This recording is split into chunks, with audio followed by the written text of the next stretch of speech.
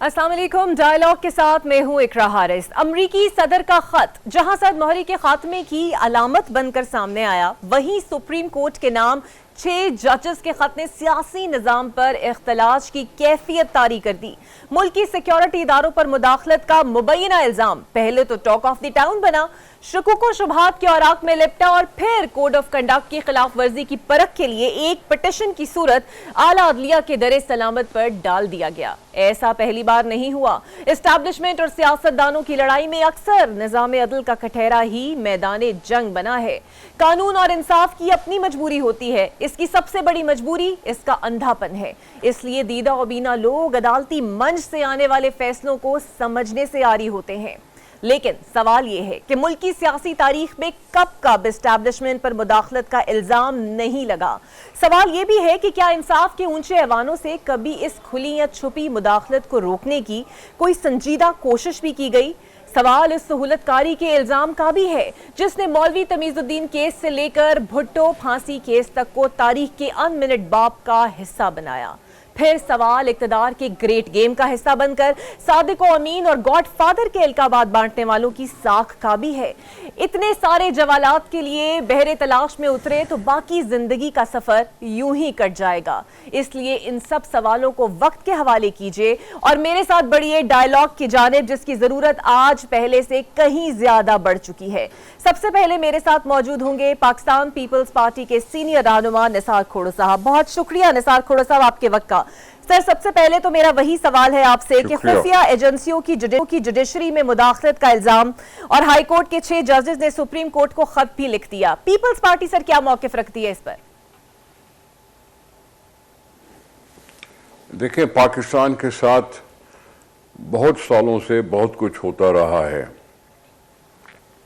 इस मुल्क में गैर जमहूरी हुकूमतों को 40-40 साल तक मौका मिला इदारों पर नज़र रखने का, अपनी मनमानी करने का, और ये सब कुछ होता रहा। आपने मौलवी तमीजुद्दीन का किस्सा लिया, भुट्टो साहब का केस लिया।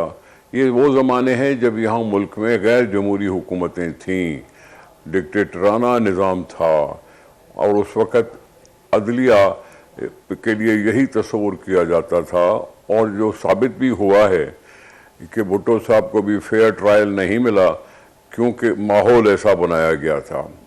ज़िया-उल-हक का ज़माना था और ऐसा हुआ। ये सब उस वक़्त की बातें हैं जब यहाँ गैर जमहूरी हुकूमतें थीं। लेकिन सवाल अब उठता है कि जब सिविलियन हुकूमतें हों तो फिर ये अगर वाक़तन इंटरफेरेंस या कुछ ऐसी हरकत की गई हैं तो फिर सिविलियन हुकूमत के लिहाज से हमें सवाल करना पड़ता है कि जी इदारे कब आज़ाद होंगे। इदारों ने फैसले किए, फैसले को हमने काबिल कबूल किया, हमने मनोन तस्लीम किया, जी अदालत जो कहती है वो सब ठीक कहती है। हो सकता है किसी के साथ कभी ज़्यादती हो जाती है, तब भी हम मान लेते हैं कि जी अदालत ने फैसला किया है।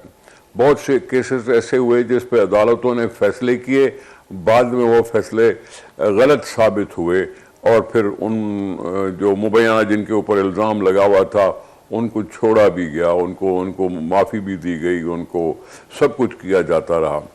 लेकिन सवाल फिर से लौट के ये आता है कि इदारों को आज़ादाना तौर पर काम करने देना चाहिए। हमने जुडिशरी की आज़ादी के लिए अपने जानें तक दी, हमारे लोग मारे गए, हमें बम मारे गए, हमने इस लिहाज से बड़े जुलूस निकाले, बड़ा सब कुछ किया कि अदलिया को आज़ाद होना चाहिए। जजेस की अपॉइंटमेंट के लिए हमने तरीक़ेकार देख लिया, सुप्रीम जुडिशल काउंसिल का देख लिया। हमने सीनियरिटी को एक क्राइटेरिया रखा कि जो सीनियर हो वही जज बन जाए। ये वो सारी कोशिशें हैं थी और होती रही हैं कि जी अदलिया को आज़ाद किया जाए, क्योंकि अगर पार्लियामेंट पर हुकूमत का इल्ज़ाम है कि जी हुकूमत पार्लियामेंट पर गालिब है, उसका कोई किया हुआ फैसला कभी हो सकता है लोगों को अच्छा ना लगता हो, लेकिन सुप्रीम कोर्ट में जाया जाता है क्योंकि वो सबको उम्मीद होती है कि वहाँ से इंसाफ मिलेगा। बिल्कुल सर, ये बताइएगा कि वजीर कानून ये कहते हैं कि अदालती मुदाखलत पर जो कमीशन बनाया जा रहा है वो सुप्रीम कोर्ट का फैसला था और हुकूमत ने इसकी तायद की। आपको नहीं लगता कि इससे कोई नया पंडोरा बॉक्स खुल जाएगा या फिर ये बनना बिल्कुल दुरुस्त है? دیکھیں یہاں ایک تصور ہے ٹروتھ اینڈ ریکنسیلیشن. یہ بینظیر صاحبہ نے یہ چیپٹر رکھا تھا چارٹر آف ڈیموکریسی میں, ٹروتھ اینڈ ریکنسیلیشن. اب ٹروتھ کی جہاں بات ہو تو پھر کھرے کھوٹے سب فیصلوں کو سامنے آنا چاہیے, برے بھرے ساری چیزیں سامنے آنی چاہیے کہ سچائی سامنے آئے, پھر اس کے اوپر ریکنسیلیشن ہو سکتی ہے, کوئی وایا میڈیا نکالا جا سکتا ہے. لیکن یہ سب اس لیے ہے کہ ہم اس سے کیا چھپائیں گے. ہم نے وہ چھپانے والے دور دیکھے ہیں کہ ڈھکن اوپر سے رکھ دیا جائے تو ابلتا رہے گا, پانی ابلتا رہے گا, ایک دم سے پھٹ پڑے گا. میں سمجھتا ہوں قوم کو اتنا غصہ آ چکا ہے, قوم میں ہے اتنا یہ شعور کہ جو برا تھا اس کو پورا کہا جائے, جو اچھا ہے اس کو مانا جائے. اب یہ ساری چیزیں کھل کے آتی رہنی چاہیے اور پھر ہم اپنے آپ کو سنبھالتے رہیں, اپنے آپ کے آزادی پر قدغن نہ لگنے پائے اور ہم زندگی کو بہتر انداز میں گزار سکیں. میں سمجھتا ہوں چھپنے چھپانے کی بات نہیں رہی, بتا دو سب کچھ اور مانو سب کچھ, اور پھر جو غلط ہوا اس پر تو قوم نے کبھی کبھی معافی بھی مانگی ہے نا. عدالتوں نے 4 مارشالاؤں کو کنڈون کرنے پر عوام سے معافی مانگی تھی. وہ اچھا لگا تھا ہمیں کہ جی ہاں کم از کم معافی مانگ تو لی. میں تو کہتا تھا ہر مہینے معافی مانگو.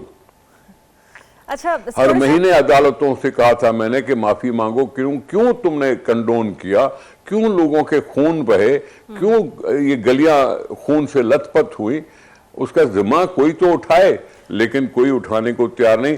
پھر بھی ہم نے کہہ دیا اچھا ہے کہ جی چلو جی عدالتوں نے معافی مانگ لی اپنے غلط کاریوں کی. بالکل صحیح. اب اس سے آگے بڑھنا چاہیے. آگے بڑھتے بڑھتے تازہ مثال بھٹو صاحب کے کیس کا تھا کہ اتنے سالوں کے بعد یہ مانا گیا کہ جی ان کو فیئر ٹرائل نہیں ملا, یعنی اس کو جو سزا ملی وہ غلط سزا ملی تھی, وہ بے قصور تھا اور اس کو موقع ڈیفینڈ کرنے کا نہیں ملا. یہ تازہ مثال ہے. اس کے بعد اب یہ آئی ہے. بالکل سر آگے بڑھتے ہوئے یہ مجھے بتائیے گا کہ مشترکہ مفادات کونسل میں وزیر خزانہ کی بجائے وزیر خارجہ کو شامل کیا گیا, تو کیا اس فیصلے کی حمایت پیپلز پارٹی کرتی ہے, کیونکہ یہ پہلی بار ہوا ہے کہ وزیر خزانہ شامل نہیں ہے اس میں؟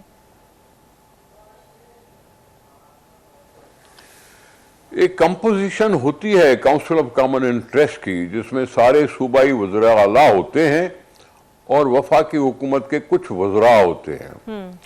اب اس میں خزانہ اور خارجہ کا یہ تکرار اتنی بڑی تکرار میں سمجھتا ہوں نہیں ہے, لیکن چاروں صوبائی وزراء اعلیٰ تو ہوں گے نا.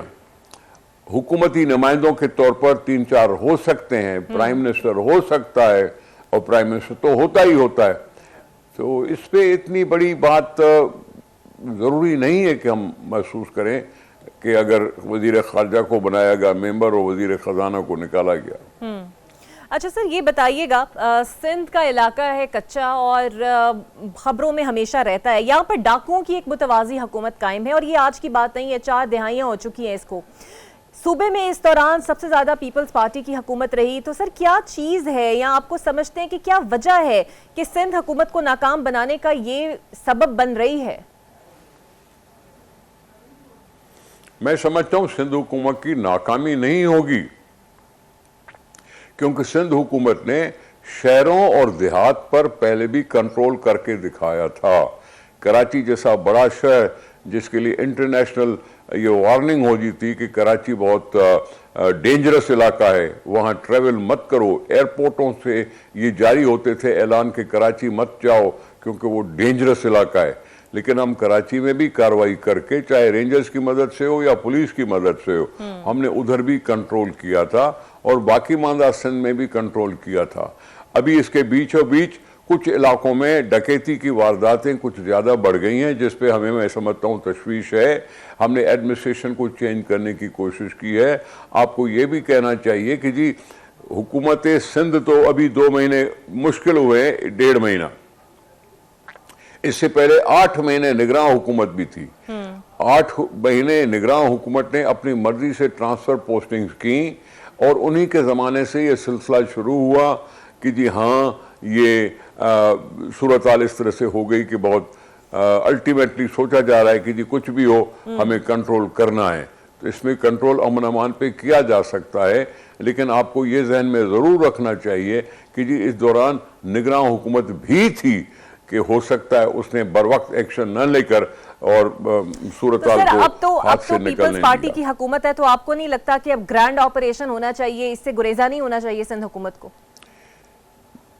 چلو اگر سندھ حکومت آ گئی ہے تو میں سمجھتا ہوں ایسی وارداتوں میں ضرور کمی بھی نشاندہی کر رہی ہوگی, تھوڑی بہت کمی بھی ہوئی ہوگی, نہیں تو کمی کروانی پڑے گی, بلا تفریق آپریشن کرنا پڑے گا, بلا تفریق ایکشن لینا پڑے گا. امن امان ایک دن کا کام نہیں ہوتا, یہ روزمرہ کا کام ہوتا ہے. روزمرہ کے کاموں میں آنکھیں بند کر کے ان جرائم پیشہ لوگوں کے پیچھے لگ جانا چاہیے کہ لوگوں کو تحفظ ہو, لوگوں کا تحفظ ہو, ان کی زندگی بچی رہے.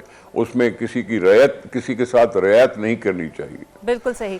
اچھا سر, پی آئی اے کی نچکاری کا بالکل ٹھیک ہے, ایک مسئلہ ہے پی آئی اے کی نچکاری کا, اور اب یہ معاملات تیزی سے آگے بڑھتے ہوئے جا رہے ہیں اور اسی ادارے کی نچکاری کی بھی کوشش کی جائے گی. پاکستان پیپلز پارٹی نے ہمیشہ اس کا دفاع کیا ہے, تو اس بار آپ اپنے کارکنوں کے مستقبل کا تحفظ کیسے کریں گے, کیونکہ بظاہر تو لگ رہا ہے کہ آپ لوگ حمایت کر رہے ہیں اس معاملے کی؟ دیکھیں, پی آئی اے ہو, پاکستان انٹرنیشنل ایئر لائنز ہے, پاکستان اسٹیل مل ہے, کارپوریشن ہے وہ. ہم یہ نہیں چاہتے کہ جی آپ نام بیچو, لیکن اداروں کو ہم بہتر کیوں نہیں کرنا چاہیں گے؟ ہم نے اپنے اسکولوں کو کیوں اجازت دی کہ ایڈاپٹ اسکول کی پالیسی اختیار کی جائے؟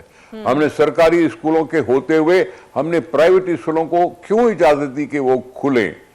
ہم نے بیسک ہیلتھ یونٹ جو ہیلتھ ڈپارٹمنٹ کے ماتحت ہوتے ہیں وہ ہم نے کیوں کیا کہ پی پی ایچ آئی کو ہم نے ان کے حوالے کیا؟ یہ آؤٹ سورسنگ جب چھوٹے چھوٹے منصوبوں پر بھی ہو سکتی ہے تو کسی بڑے منصوبے پر بھی ہو سکتی ہے کہ ہم نے پی آئی اے کو بہتر تو کرنا ہے. پی آئی اے تو وہ ہے جس نے ایمریٹس کو سکھایا, دوسروں کو سکھایا. پاکستان کے جو 5 ایئر پلان تھے اس میں سے تو ساؤتھ کوریا نے ہم سے سبق حاصل کیا. وہ اپنے آپ کو نجکاری کی طرف جانے کا مطلب کیا ہے؟ نجکاری کا مطلب ہے کہ جی اخراجات کو کنٹرول کیا جائے, پرفارمنس کو بہتر کیا جائے, پاکستان کو اس کا فائدہ ہو.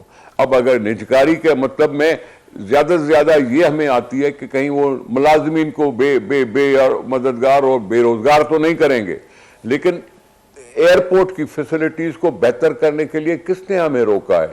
زیادہ ایئر لائن یہاں آئیں, اس میں ہمیں آمدنی ہوگی, ہمیں کچھ نہ کچھ ملے گا, لوگ اور ٹریول کرنے کی سہولتیں حاصل کر سکیں گے. اگر اوور اسٹافنگ ہے تو اس کو ہمیں بالکل ٹھیک. سر ایک آخری سوال, آصفہ بھٹو صاحبہ بلا مقابلہ منتخب ہو گئی ہیں, کوئی خاص پوزیشن آپ ان کے لیے آگے ایکسپیکٹ کر رہے ہیں یا پھر پارٹی نے کچھ ڈیسائیڈ کیا ہے ان کے لیے؟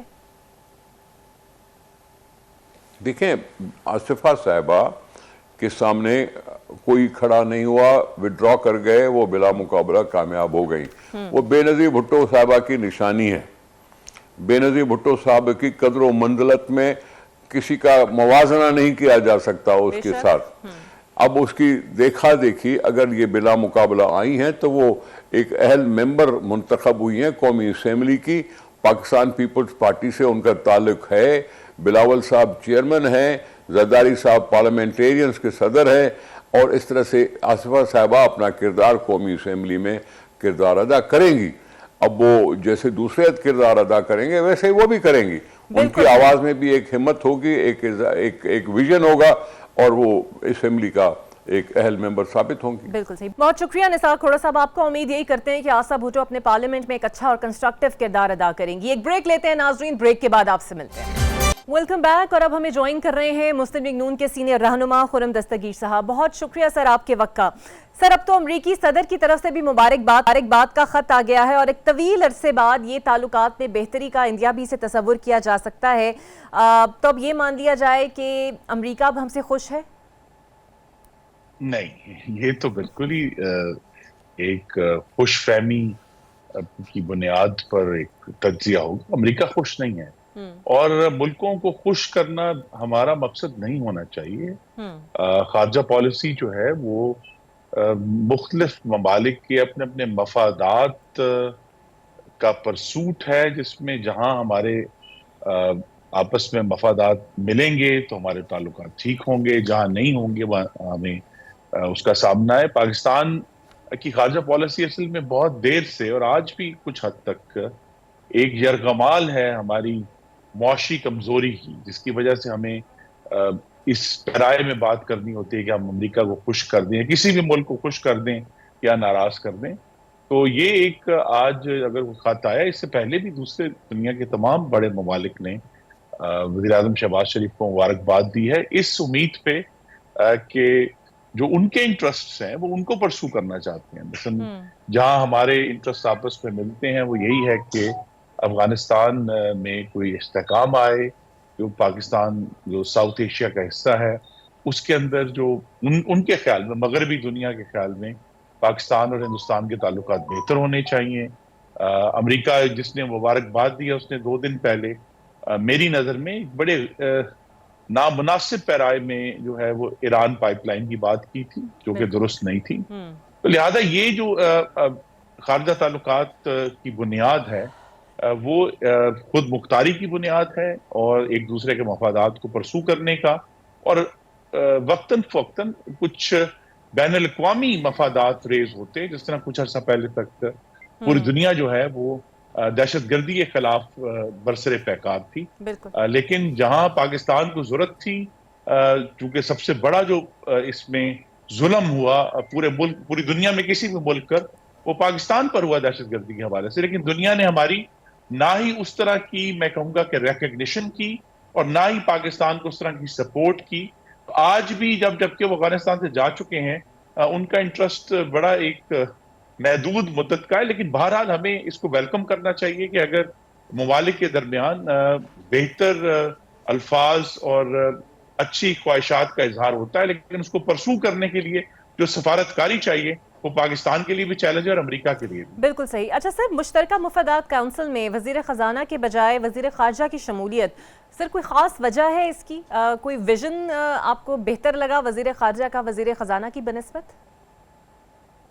جی نہیں، جو سی سی آئی ہے اس کے اندر وزیر اعظم کی ثوابدید ہے کہ وہ وزراء کو ڈال سکتے ہیں۔ انہوں نے بہتر سمجھا کہ ان کی جماعت کے جو بہت سینئر رکن ہیں وہ وہاں موجود ہوں، کیونکہ جو سی سی مشترکہ مفادات کی کونسل ہے اس میں بہت سارے سیاسی معاملات ہوتے ہیں کہ، اور خاص طور پہ اس سچویشن میں جبکہ ہم کہہ سکتے ہیں کہ 3 صوبوں میں 3 مختلف جماعتوں کی بڑی مضبوط حکومت اپنی اپنی جگہ پر قائم ہے، تو غالباً وہاں وزیر اعظم کو، میں اب قیاس آرائی کر رہا ہوں کہ وزیر اعظم کو سیاسی معاونت کی ضرورت تھی، اور جہاں بھی سی سی آئی کو ضرورت ہوتی ہے تو مجھے توقع بھی ہے اور یقین ہے کہ وزیر خزانہ کی جو معاونت ہے وہ بھی وزیر اعظم کو حاصل رہے گی۔ سر، تو آپ کے ناقدین یہ بھی کہتے ہیں کہ کہیں ایسا تو نہیں ہے کہ جو فیصلے اب تک وزیر اعظم کو واپس لینے پڑے ہیں یہ بھی کہیں ایک یو ٹرن ثابت نہ ہو جائے اور شاید انہیں لگے کہ یہ فیصلہ ٹھیک نہیں ہے؟ جی، اس پہ ناقدین کو خوش، جس طرح امریکہ کو خوش کرنا ہمارا مقصد نہیں ہے، ناقدین کو خوش کرنا بھی ہمارا مقصد نہیں ہے۔ ہمارا مقصد یہ ہے کہ ایک جو 2018 سے 22 کے دوران ایک ہیجان انگیز حکومت تھی، اور اس کے بعد پھر انہوں نے جب حکومت بدلی بھی تو ملک میں جو ایک سیاسی ہیجان ہے اس کو کم کر کے پاکستان کے عوام کی فلاح کے لیے کچھ ہمیں سکون سے اور سوچ کر یہ سارے اقدامات کرنے ہیں۔ بڑے مشکل اقدامات ہیں جو آنے والے دنوں میں آ رہے ہیں، تو اس میں ناقدین جو مرضی کہتے رہے، وزیر اعظم کا استحقاق ہے کہ وہ اپنی ٹیم کا انتخاب کریں، اور انہوں نے کر دیا۔ اچھا سر، وزیر قانون یہ کہتے ہیں کہ سپریم کورٹ کی خواہش پر جو ہے وہ جوڈیشل کمیشن بنایا جا رہا ہے 6 ججز کے خط کے موقع پر، تو آپ کو نہیں لگتا کہ یہ فیصلہ جو ہے کمیشن بنانے کا، اس سے مسئلہ کچھ زیادہ خراب ہوگا، مزید رائتا پھیل جائے گا اور شاید مستقبل میں مسلم لیگ نون کی حکومت پر بھی بھاری پڑ جائے؟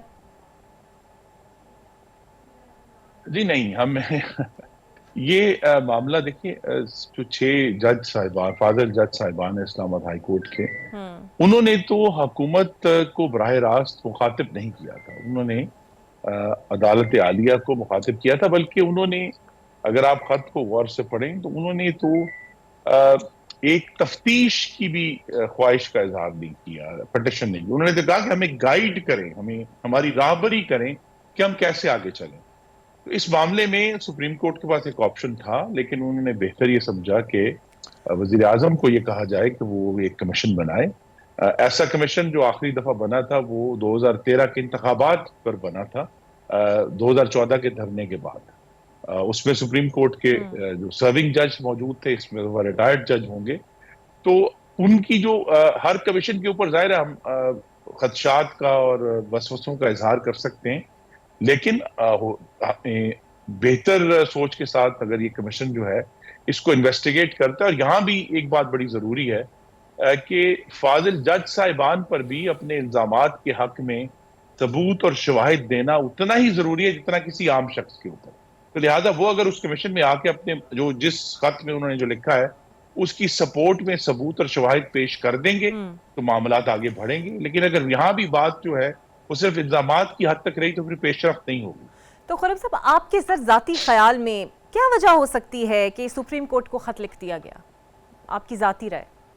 جی دیکھیے، ہم نے یہ دیکھا ہے کہ پاکستان کی ریاست میں اس وقت کوئی بھی ستون جو ہے ریاست کا وہ الزامات سے خالی نہیں ہے، اس کے دامن صاف نہیں ہے. اور یہ اتنا ہی منتخب اداروں پر بھی صادت ہوتا ہے جتنا عدلیہ کے اوپر، مقننہ کے اوپر اور دوسرے جو ہمارے مقتدرہ کے ادارے ہیں. تو لہٰذا اب یہ کہہ دینا کہ جی یہ خط لکھنے سے شاید عدلیہ جو ہے وہ پوری طرح پوتر ہو گئی ہے، کیونکہ پھر جب یہ معاملات کھلیں گے اس کمیشن کے سامنے تو صرف پچھلے 1.5 سال کے معاملات تو نہیں کھلیں گے نا، پھر تو معاملات پیچھے تک جائیں گے. اور وہاں بھی ایک مختلف سیٹ آف ججز تھا جن کے اوپر الزامات جو ہیں وہ لگے تھے.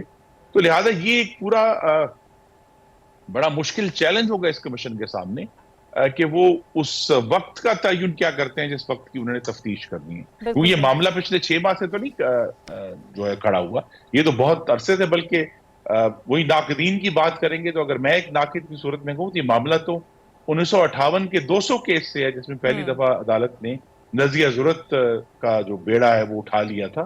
تو یہ معاملات بڑے پیچیدہ قسم کے ہیں اور اس کو صرف ایک وقتی تناظر میں یا کسی ایک جماعت کے تناظر میں دیکھنا جو ہے وہ، اگر ہم سب چاہتے یہ ہیں کہ ریاست کی بہتری ہو تو پھر اس کو ذرا وسیع نظر سے دیکھنا ہوگا. بالکل صحیح. اچھا سر، سپریم کورٹ نے جو اپنا اعلامیہ دیا اس میں محض انہوں نے مذمت تو کی، تو آپ کو نہیں لگتا کہ اس اعلامیے میں تو ان کا خط جو ہے وہ انڈرمائن ہو گیا، اور پی ٹی آئی تو کمیشن کو ماننے سے ہی انکاری ہے اور بظاہر لگ رہا ہے کہ وہ فریق بننے جا رہا ہے اس میں، یا بن گیا ہے فریق؟ جی دیکھیے، یہ خطوط الزامات کی بوچھاڑ میں چونکہ طالب علم کی حیثیت سے پاکستان کی ریاست کو بہت عرصے سے دیکھا ہے، اس کے اندر سے بھی دیکھا ہے، کابینہ کی نظر سے بھی دیکھا ہے، ان تمام خطوط سے زیادہ طاقتور محترم چیف جسٹس کا جو پچھلا فیصلہ ہے فیض آباد دھرنا کیس میں، جی اس میں زیادہ آپریشنل اور قانونی طاقت ہے اس معاملے کو ڈیل کرنے کے لیے. تو اصل جو بات کی گئی ہے، جو اس میں ذکر بھی ہے، کہ اگر جو اس کی سفارشات تھی اس فیصلے کی، کیونکہ وہ سپریم کورٹ کا ایک فیصلہ آ چکا ہے اور وہ بڑے عرصے سے اب اس پہ جو ہے وہ موجود ہے فیلڈ میں، اس کی بنیاد پر اگر قانون میں تبدیلیاں کرنی ہے تو اس سے بہتری آئے گی. یہ جو الزامات کی بوچھاڑ ہے اور یہ جو خط ہے، یہ اس کی وہ قانونی حیثیت نہیں ہے جو اس فیصلے کی. بالکل ٹھیک ہے. بہت شکریہ خرم دستگیر صاحب، نون لیگ کے سینئر رہنما ہمارے ساتھ موجود تھے اور اپنی رائے کا اظہار کر رہے تھے. بریک لیتے ہیں اور بریک کے بعد پی ٹی آئی کا موقف بھی آپ کے سامنے رکھیں گے. Welcome back. اور پاکستان تحریک انصاف اور سنی اتحاد کونسل یعنی کہ اس کا موقف جاننے کے لیے ہمارے ساتھ اب موجود ہوں گے سینئر رہنما تیمور خان جھگڑا صاحب. بہت شکریہ سر آپ کے وقت کا. سر، مشترکہ مفادات کونسل میں وزیر خزانہ کے بجائے وزیر خارجہ کی شمولیت کیسے دیکھتے ہیں اس فیصلے کو، یا سمجھتے ہیں کہ پھر سے ایک یو ٹرن ہوگا وزیر اعظم کی جانب سے؟ مجھے تو اس گورنمنٹ کی سمجھ نہیں آ رہی، لیکن ویسے ایک ناجائز گورنمنٹ ہے جس کے سر پیر نہیں ہے، تو میرے خیال میں اگر آپ اس کانٹیکسٹ میں دیکھیں تو سمجھ میں آتی ہے. سمپل ہے کیا ہو رہا ہے. اسحاق ڈار سے ان کی کرسی لے لی گئی ہے. اسحاق ڈار نواز شریف کی اور پی ایم ایل این کی سیاست کو ریپریزنٹ کرتے ہیں. ایس آئی ایف سی کے میرے خیال میں ہیں فائنانس منسٹر. جہاں پہ موقع ملتا ہے وہ اپنی گورنمنٹ پہ بندوق سے گولی خود ہی مار رہے ہیں. یہ کیسے ہو سکتا ہے کہ CCI council of common interest کہ پچھلے 5 سال میں تقریباً ساری میٹنگز میں نے محمود خان کے ساتھ اٹینڈ کی تھی, وہاں پہ تو 90% ایشوز فائنینشیل ہوتے ہیں صوبوں کے درمیان, صوبوں اور وفاق کے درمیان. فائنانس منسٹر کیسے نہیں ہو سکتا؟ یہی میں بار بار کہہ رہا ہوں کہ ہم ابھی میرے ساتھ موجود تھے خرم دستگیر صاحب, وہ کہہ رہے تھے کہ بہت زیادہ سیاسی معاملات بھی ہوتے ہیں, اس لیے شاید سیاسی بصیرت کے لیے اسحاق ڈار صاحب کو لایا گیا. دیکھیں یہ تو مطلب ابھی کچھ تو انہوں نے کہنا ہے نا. اسی طرح لاسٹ ٹائم جب وہ انہوں نے پاور منسٹر چینج کیا تھا تو میرے خیال میں میرے ساتھ تارڑ صاحب تھے پروگرام پہ, تو وہ کہہ رہے تھے کہ بڑے سوچنے کے بعد ہم نے اویس لغاری کو لگایا. تو میرے خیال میں جو اینکر تھے انہوں نے کہا یہ سوچ 2 دن پہلے نہیں آیا تھا جب آپ نے جو ہے وہ مصدق ملک صاحب کو اپوائنٹ کیا تھا. دیکھیں obviously ہر ایشو سیاسی بھی ہوتا ہے, لیکن ان سیاسی ایشوز میں ایک جو بنیادی ایک ڈس ایگریمنٹ ہوتی ہے وہ ٹپکلی فائنانسز پہ ہوتی ہے. بالکل وفاق اور صوبوں کے درمیان پیسوں کی تقسیم, جو پانی کے ایشوز ہوتے ہیں, تقریباً کوئی ایسے ایشو نہیں ہوتا کاؤنسل آف کامن انٹرسٹ میں جس کا کوئی فائنینشیل جو ہے وہ کوئی آنسر نہ ہو. ایون جو ایسے بھی ہوتے ہیں جہاں پہ سب نے اگری کرنا ہوتا ہے, لیٹ سے جیسے ہمارے وقت میں ایک نیوٹریشن کا پروگرام تھا, اس کے لیے بھی پیسے چاہیے ہوتے ہیں. مطلب یہ خود سے ہی جو ہے وہ اپنی حکومت کو سیبوٹاژ کر رہے ہیں. حل ایک ہی ہے, حل بار بار میں کہہ رہا ہوں وہی ہے, آپ ناجائز حکومت کو جتنا پراپ اپ کریں اس کو جائز نہیں بنا سکتے. یہ مینڈیٹ جس طرح سے 8 فروری کو دیا گیا ہے یہ ریکاؤنٹ کرنا پڑے گا, یہ چینج کرنا تیمور پڑے گا. صاحب مجھے یہ بتائیے, بالکل صحیح, جو 6 ججز کے خط کا معاملہ ہے اس پر سپریم کورٹ کی ہی خواہش پر وزیر قانون صاحب یہ کہتے ہیں کہ کمیشن بنایا جا رہا ہے. آپ پی ٹی آئی نے اس اعلان کو مسترد کیا ہے, کیا وجہ ہے, کیوں مسترد کیا ہے؟ آپ سمجھتے ہیں کہ کیا پی ٹی آئی اس معاملے میں فریق بننے جا رہی ہے جو مسترد کر رہی ہے؟ مجھے ذرا کمیشنز کی ہسٹری بتا دیں پاکستان میں کون سا ریٹائرڈ جج کا کمیشن ہے اتنے امپورٹنٹ ایشو پہ جس کا کوئی نتیجہ نکلا ہے؟ چلیں آپ بتا دیں, کوئی ایک ہے؟ تو سر پھر کیا کریں اگر کمیشن نہیں تو کوئی کون سا ایسا حل ہے جو آپ سمجھتے ہیں کہ ہونا چاہیے؟ پھر کوئی حل ہے آپ کی نظر میں؟ دیکھیں یہ جوڈیشری کا ایک لائیو معاملہ ہے. ایک جج 2 ججز نے کچھ نہیں کہا, تقریباً 8 میں سے 6 ججز اور بلکہ اس میں جو باقی خط تھے 8 میں سے 7 ججز نے وہ کنسرنز دکھائے ہیں کہ اگر وہ سچ ہیں تو اس کے ساتھ تو ہمارا جوڈیشل سسٹم نہیں چل سکتا نا. اگر لوگوں کے بیڈ رومز میں کیمرے ڈالے جا رہے ہیں تو نہیں چل سکتا. اب اس کا یہ مطلب نہیں, دیکھیں ہمیں ایک راستہ آگے کے لیے ڈھونڈنا ہے, لیکن وہ راستہ ڈھونڈنے کے لیے ہمیں ابھی ضرور ری وزٹ کرنا پڑے گا کہ ہر ادارے کا کیا رول ہے اور کہ ایک دوسرے کو سپورٹ کرے. لیکن اس کے لیے جو حقیقت ہے, اب مجھے یہ بتا دیں کہ کیسے ہو سکتا ہے کہ پی ڈی ایم اور شریف فیملی کو پروٹیکشن دینے کے لیے کس حد تک ہم جائیں گے اور کس حد تک پاکستان کے لوگ مانیں گے, اور کیا ایک دن ایسے نہیں آئے گا کہ یہ قیمت ادا کرنا. سر آپ نے شریف فیملی کی بات کی, بالکل آپ نے شریف فیملی کی بات کی. آج ہمشیرہ بانی P T I Alima Khan صاحبہ, انہوں نے یہ کہا کہ نواز شریف کو پاناما کیس میں اقامے پر سزا دینا غلطی تھی, چونکہ دباؤ کی وجہ سے ایسی سزا نہیں دینی چاہیے تھی. تو یاد رہے کہ یہ وہی فیصلہ ہے جس پر پی ٹی آئی نے مٹھائیاں بھی بانٹی تھیں. میں تو اس وقت سیاست میں نہیں تھا اور ہماری سیاست میں غلطیاں بہت ہوئی ہیں, لیکن مجھے لگتا ہی ہے آنیسٹلی جو ہے وہ بات کرتے ہیں کہ یہ سسٹم تھوڑی سی لیوریج چاہتا ہے پولیٹیشنز پہ. اگر ہم دیکھ لیں کہ نواز شریف نے جو پورے پاناما کے کیس میں جو جرم کیے تھے, کاش کہ ان کو ایکچولی وہ جو سٹرونگ کیسز تھے ان پہ سزا ملتی اور مل سکتی تھی. دیکھیں ہم لگتا یہ ہے کہ ہم زرداری صاحب کو واقعی پریزیڈنسی سے جیل بھیج دیتے ہیں, جیل سے پریزیڈنسی بھیج دیتے ہیں, نواز شریف کو جلا وطن کر دیتے ہیں, اس سے بڑا غدار نہیں ہوتا, واپس آ جاتا ہے. اس سسٹم کا نقصان کیا ہے؟ اس سسٹم کا نقصان یہ کہ جو کرپشن کرتا ہے وہ بھی دھل جاتا ہے, کیونکہ وہ کہہ سکتا ہے یہ سارا کچھ جو میرے ساتھ ہو رہا ہے وہ پولیٹیکل انجینئرنگ ہے, اور جو نہیں کرتا اس پہ بھی الزام لگ جاتا ہے اور بڑے اچھے سیاستدان بھاگ جاتے ہیں.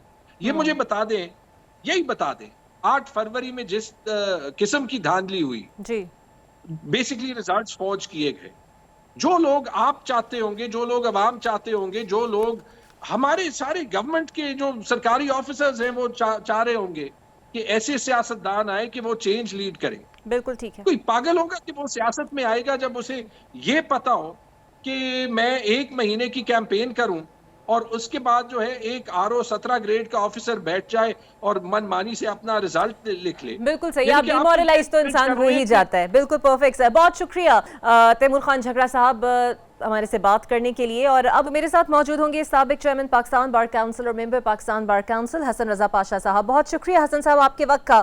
سر 6 ججز کا سپریم کورٹ کو خط, لیکن یہ بات ایک اعلامیے سے آگے نہیں بڑھ سکی. کسی بھی فورم پر سر سماعت یا تحقیقات کے امکانات موجود ہیں, لیکن کمیشن پر یہ بات آ کے رک گئی ہے اس کے اعلان پر. آپ کیا سمجھتے ہیں ہونا کیا چاہیے اس معاملے پر اصل میں؟ دیکھیں, ذاتی طور پہ تو میرا خیال تھا کہ سپریم کورٹ آف پاکستان 184(3) کے تحت کاگنیزنس لیتی اور ایک لارجر بینچ تشکیل کر کے تو اس معاملے کی سماعت کرتی. لیکن چیف جسٹس صاحب چونکہ مشاورت پہ یقین رکھتے ہیں, انہوں نے تمام سپریم کورٹ کے معزز جج صاحبان کی فل کورٹ میٹنگ بلائی اور ساتھ ہی انہوں نے الگ سے ملاقات کی سپریم کورٹ بار کے پریزیڈنٹ اور پاکستان بار کونسل کے اس وقت ایک ممبر وہاں جو موجود تھے ان سے, اور وہاں سے انپٹ لے کے تو پھر جب اکثریتی رائے سپریم کورٹ کے معزز جج صاحبان نے دی تو پھر انہوں نے پرائم منسٹر سے ملنے کا کہا اور پھر کمیشن کی طرف بات جانے لگی. ہم یہ سمجھتے ہیں کہ اگر کمیشن بھی بن جاتا ہے اور وہ تحقیقات شروع کرتا ہے, انکوائری کمیشن 2017 ایکٹ کے تحت, تو پھر جو بھی چاہے وہ ریٹائرڈ جج ہو چاہے وہ حاضر سروس جج ہو, اس کے پاس وہ مکمل اختیارات ہوں گے جو کہ کسی بھی حاضر سروس جج کے پاس ہوتے ہیں, اور وہ کسی بھی ادارے کو کسی بھی انسٹیٹیوشن کو بلا کے اپنی مدد کے لیے اس کو طلب کر سکتا ہے اور اس کے ذمہ ڈیوٹی لگا سکتا ہے. تو میں نہیں سمجھتا کہ کوئی ادارہ اس کو انکار کر سکے. 60 ڈیز کے اندر انہوں نے ایک رپورٹ اپنی پیش کرنی ہے, اور اگر سپریم کورٹ اس کے بعد بھی یہ سمجھتی ہے کہ یہ معاملہ اتنا گمبھیر ہے اور رپورٹ پہ کچھ ایسی چیزیں سرفس پہ آئی ہیں, تو وہ لارجر بینچ بنا کے 184(3) کے تحت بھی کاروائی آگے چلا سکتی ہے. اچھا سر, ان الزام لگانے والوں میں سے 6 میں سے 4 ججز وہ ہیں جو جسٹس ریٹائر شوکت عزیزی صدیقی کے عدالت کا اس وقت حصہ تھے, لیکن جب ان کے سینئر جج کے ساتھ زیادتی ہو رہی تھی تو وہ اس زیادتی پر خاموش رہے, اور مداخلت اور زیادتی تو اس وقت بھی تھی, تو شاید اگر وہ اس وقت بولتے تو شاید وزن تھوڑا زیادہ ہوتا, لیکن اب وہ اس پر بول رہے ہیں تو شاید ان پر یہ وقت نہ آتا. آپ کیا سمجھتے ہیں اس پر؟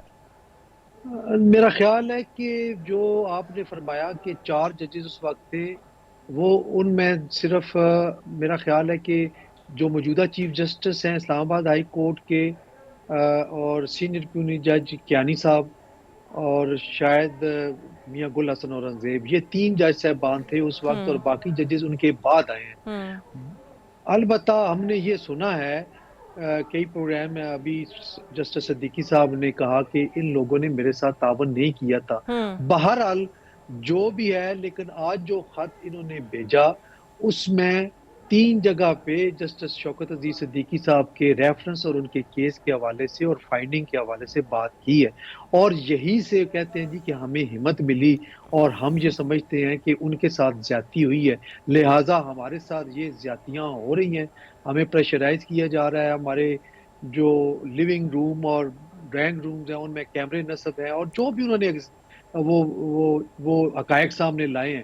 تو میرا خیال یہ ہے کہ یہ بالکل ایک اہم چیز ہے, اس پہ انکوائری ہونی چاہیے, چاہے وہ کمیشن کرے چاہے سپریم یہ بھی باتیں اب بالکل یہ بھی باتیں اب سامنے آ رہی ہیں کہ ان میں سے کچھ ججز کے خلاف چونکہ کرپشن کی تحقیقات کا دائرہ کار وسیع ہونے والا تھا اور اسی لیے وہ چاہتے تھے کہ کرپشن کا پنڈورا باکس نہ کھلے, تو اسی لیے انہوں نے اپنے دفاع میں یہ ماسٹر سٹروک کھیلنے کی کوشش کی ہے. میرا خیال ہے کہ صرف ایک جج صاحب کے خلاف ایک ریفرنس سپریم جوڈیشل کونسل میں پینڈنگ ہے, اور باقی کسی جج صاحب کے پاس کوئی, میری اطلاع کے مطابق کوئی ریفرنس نہیں ہے. हाँ। तो ये कहना कि कोई मुमकिन कार्रवाई से बचने के लिए ये ऐसा किया गया है, तो ये भी मेरा ख्याल है उसी कमीशन का दायरा इख्तियार रहने दिया जाए तो ज़्यादा बेहतर है। वही स्क्रूटनी करेंगे और तमाम मामलात को यकसू करके सुप्रीम कोर्ट ऑफ पाकिस्तान को रिपोर्ट देंगे। अच्छा सर, हाई कोर्ट बार की जानिब से अदलिया की आज़ादी की तहरीक चलाने के हवाले से बातें सामने आ रही हैं, पाकिस्तान बार काउंसिल का इस पर क्या मौक़िफ़ होगा? बार काउंसिल का जो मौक़िफ़ है वो पहले दिन ही हमने प्रेस रिलीज जारी की और हमने इन वाक़यात की मज़म्मत की जो उन्होंने ख़त में बताए कि किस तरीके से मुसल्लह अफराद ने अगवा किया, किस तरीके से उनकी सर्वेलेंस जो है वो की जाती रही, किस तरह प्रेशराइज किया गया। आल दो कि उन्होंने कोई केस रेफर नहीं किया कि किसी फलां केस में इस तरह का दबाव था और हमने मानना पड़ा, और लगता भी यही है कि उनमें से किसी भी जज साहबान ने किसी ने भी दबाव में आके कोई फैसला नहीं किया होगा। अगर किया होता तो वो भी सामने ला देते।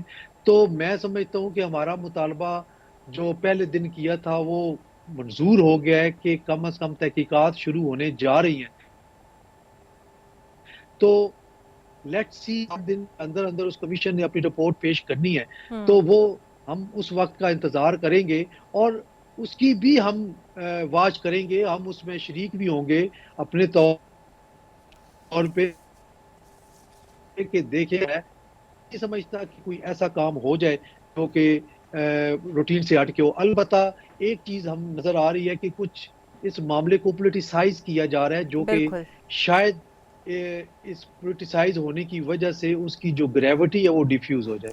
बिल्कुल सही, बहुत शुक्रिया आपका हसन रजा पाशा साहब। उम्मीद यही की जाती है कमीशन बने और आज़ादाना तहकीकात करे, बिकॉज बड़ा आसान होता है बार बार अदारों पर मुदाखलत का इल्ज़ाम लगाकर इस मामले को पोलिटिसाइज किया जा रहा है। फिर नताइज क्या होंगे ये तो मुस्तकबिल ही बताएगा। आपसे होगी कल मुलाकात, मुझे इजाज़त दीजिए, अल्लाह हाफिज़।